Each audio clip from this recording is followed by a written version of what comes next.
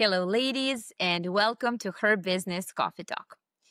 If you want to scale your business globally, but English might be holding you back, you're in the right place. My name is Nina, and I will be your host today, and I'm so excited to introduce my next guest, Milena. Milena, welcome to Coffee Talk. Hello, Nina. Nice to be here with you. I'm happy to have you here. And just to let our listeners know, if you ever thought about starting a healthier life and maybe adding some microgreens to your diet, just stay tuned because Milena will tell us more about that. So please tell us a bit about you, your business, and what is Moćno. Well, I'm Milena, founder of Moćno Microgreens, urban farm for Belgrade. We are building a brand that is dedicated to grow nutrient-rich microgreens and to educate people and empower them to embrace more healthier and sustainable way of living, and to try to make world a little bit better place. Thank you for that. And I have to say, I like your mission, especially when it's personal. So maybe you can introduce your business, Moćno and Microgreens, by telling us a short story about how and why you started. Well, I started with my husband. Both of us decided to change our diet, to turn to more healthier options, and to try to make us as healthy as we can through natural ways of food consumption, trying to find more nutrient-rich food, more sustainable way of living. And we came across microgreens. It was almost 4 years ago. At that time, we heard about microgreens, we heard about sprouts, but we didn't know what is it, how can you eat it, how can you use it, and we investigated a little bit, we educated ourselves, and tried to plant it for the first time. And when we succeeded and tried it, it was so tasty and delicious.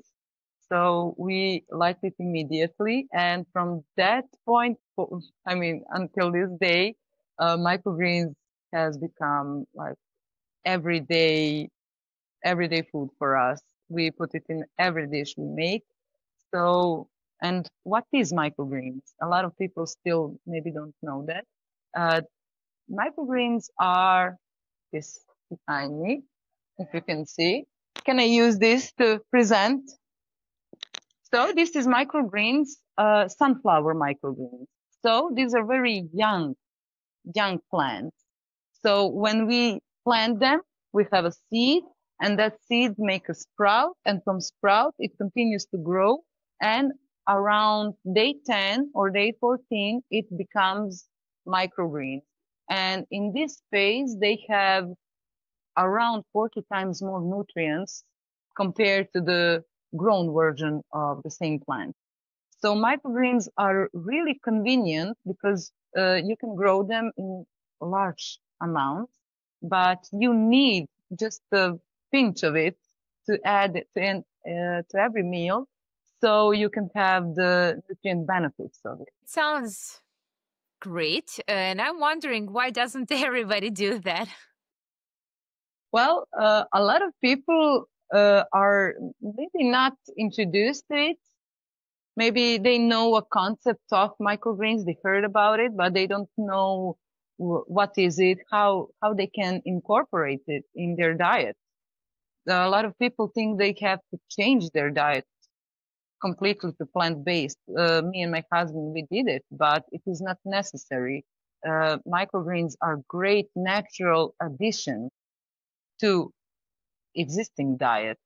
They're packed with vitamins, nutrients, minerals, fiber. A lot of varieties have a large quantities of protein. So they're a great addition to any diet people already consume. And it's tasty, as you said. Yes, yes, it's really crunchy. sunflower microgreens are my favorite. They're so crunchy and juicy. And you are a teacher who is now running her business with her husband related to plants, microgreens, health. So, how did that work for you? Like, what challenges did you encounter? Like, did you find on this way of entrepreneurship? Well, I'm completely honest with you. I mean, everything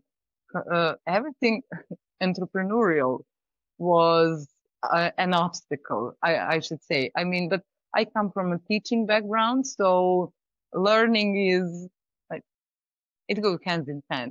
So I did have to learn a lot, and I'm still learning. The more I know, the more I know how much I don't know. So it was firstly learning journey because everything we do, we try to be as honest and as open as we can. So I always say I come from a teaching background. Everything I say, everything should I say, preach with microgreens, I am coming from my own experience. So I'm not a nutritionist. I don't have that background, but I can say what I felt on my skin, what I experienced, what benefits I had from eating microgreens almost 4 years. And that is my base for going to the other people. And as I know, you managed somehow to connect these two, like microgreens and teaching, and you have your own workshops to help people understand it better. Yes, well, education, I cannot imagine living without education. That part is really really big for me and for my whole personality. So we had a lot of inquiries, a lot of questions. How can we grow microgreens? When people hear that we started from our kitchen window, they ask how they can do something like that. So it was natural, sort of organic, just to use that knowledge that I already possess about teaching others and sharing the informations with others to teach them how they can grow microgreens at home for them, for their families. And this place I'm here, it is Mochno Hub, our place. We hold workshops here. Also, we do workshops with kindergartens, elementary schools, corporate workshops, and we did a few workshops with people from elderly homes. A big vision for Mochno, and you already participated in some kind of competitions for startups. So maybe you can tell us more about that, like the world with Mochno. How does it look like? What are the benefits for people? Well, my husband and I, we did participate in some some number of startup programs, competitions, and it was great learning experience for both of us. Ivan was first prize winner in 2024 Moonshot uh, startup competition with our vision for Mochna. And we are currently working on an app that will connect virtual gamified learning of growing microgreens, and it will be online educational content, and at the same time, it will connect worldwide network of microgreens farmers. So it will be something handy to have with yourself if you're already used to eating microgreens as a consumer and you're traveling around the world and you want to still have your eating habits. So you can easily find some other microgreens grower near you and connect to them. So we envision that in a few years, 5 to 10, maybe, hopefully, fingers crossed, greens will be something that people eat daily. And it won't be just reserved from some luxury restaurants or something like that, but it will be in every fridge. I know that you grabbed my attention and I'm interested in that. So definitely I will start. And I believe when people hear about the benefits, and as you said, like 40 times more nutrition than food that we actually eat. Um, Plus, it's tasty, and also you can decorate your dinner in a way that you like it. I believe that people just need to know more about it, and I think that that's why the app is also a good idea. Yes, well, we try to share the awareness and to educate people about the benefits that microgreens has. And at the same, in the same way, microgreens is such a beautiful way to bring people closer to sustainability, to zero waste practices in their everyday life, because we understand completely that we live some quick, hectic lifestyle. A lot of food that is packaged in stores is in plastic wrappers, in plastic containers, that is one-time use. We try to make people aware of what they buy, uh, what is their footprint behind them, and not just in a rush, in a hurry, buy something, put it out of the bag, throw that back. So we try to make people more conscious about their food and about what they leave behind themselves. I believe this is the future. People are getting back to, I don't know, moving to a village, let's say, or they want to connect again with nature. They pay much more attention to their food, and especially when we know how healthy and beneficial microgreens are. Then why not? Let's everybody try something and contact Milena. Yeah, well, it is easy to try. I mean, it is tasty, it is fun, and I always encourage people to try to grow themselves. But if, for example, I want to do it on my own, but I still need some kind of your guidance, like what should I do? We have workshops that we organize here in Belgrade. We are currently working on some kind of online workshops. We will have our YouTube content for people that maybe cannot be here there that are interested, but they want to learn how to grow.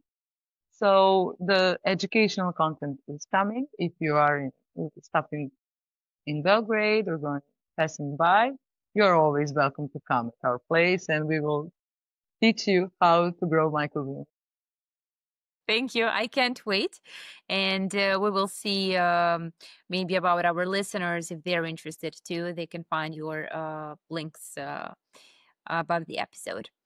Okay, and now we are almost at the end of our episode. Let's talk about language. Let's talk about English. You sound pretty confident today. Ready for this episode? So, if you can tell us a bit more about your experience with English. Well, I'm not so good at conversational English, but I use it a lot.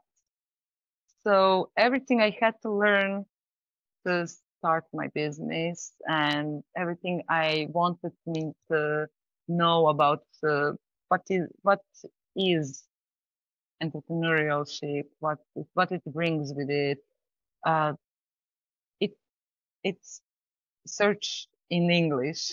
Like there are a lot more resources, podcasts, books, audio books in English than there are in Serbian. So English helped me a lot in that manner.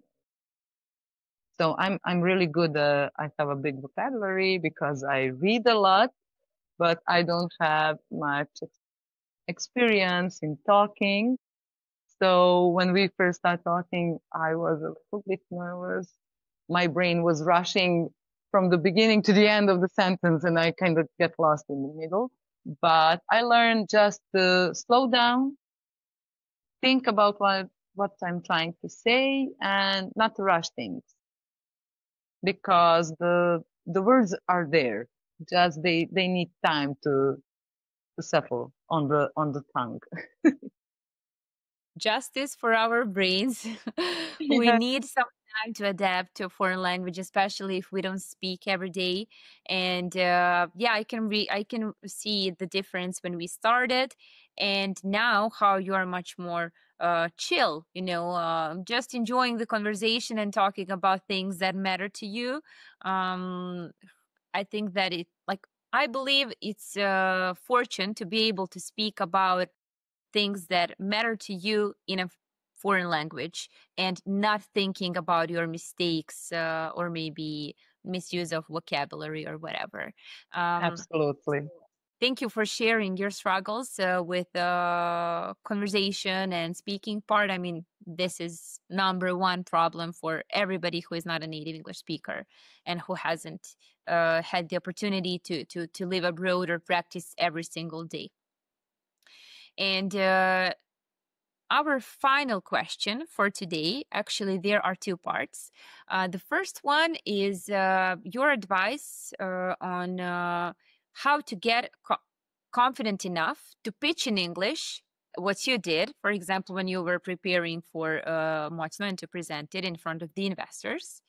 And the second one, what you would do differently if you were just starting your business. Well, my great questions.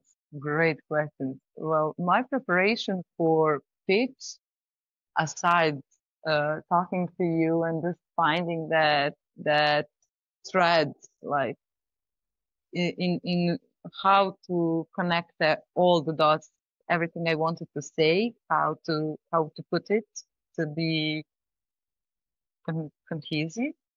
But uh, the thing that helped me was I wrote it down. I'm a person that uses paper and pen. So everything I have to write down by my hand. I wrote it down. Yeah. And then I read it aloud a lot of times, but I was goofing around. So I will try to read it with an Indian accent or posh British accent or South Texas accent, just to be funny, just to, uh, when it is funny, it is easier to remember. And that is thing that I know from teaching. So if you have struggled to do something, to learn something, to memorize it, make it funny, make it not important, and it will stick. If it is important and you have to learn it, you will freeze. So I used to read it a lot of times in the funniest ways I can imagine, or being angry, or like a news reporter. So that helped me to feel confident when I speak about my pitch. I love the advice, and maybe I will start using it in my teaching. I always forget about that, how fun is actually important for us. And we always make such a big deal out of things that are not that important and not that scary. Okay, pitch in front of the investors. I mean, it can get pretty challenging. Like there are so many different limiting beliefs, fears. But if you make it fun before it even starts, when you get on that stage, you will feel like at least 70% easier without that weight. Yes. Well, one advice for ladies that are preparing to pitch, they are not your school teachers. You're not on an exam. There is no wrong answer. You are you and you are presenting your idea to them. They don't know if you forgot something. They don't know if you stumble on something. They know only things that you say to them. So in that manner, that practicing of saying it in different ways can help person that the pitcher relax So when you come up on the stage, you don't feel like, do I, do I know the third question? Like, am I prepared? So just be yourself and just present yourself, your vision as best as you can. Thank you, Milena, for this advice and for our business coffee talk. Thank you, That's Nina. it for today, ladies. Thank you so much for listening to us. I hope you enjoyed as much as I did.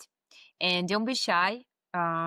Check out our Instagram page, Her Business Coffee Talk, and see how we can help you grow your business and boost your English speaking skills. Until the next episode, let's coffee talk.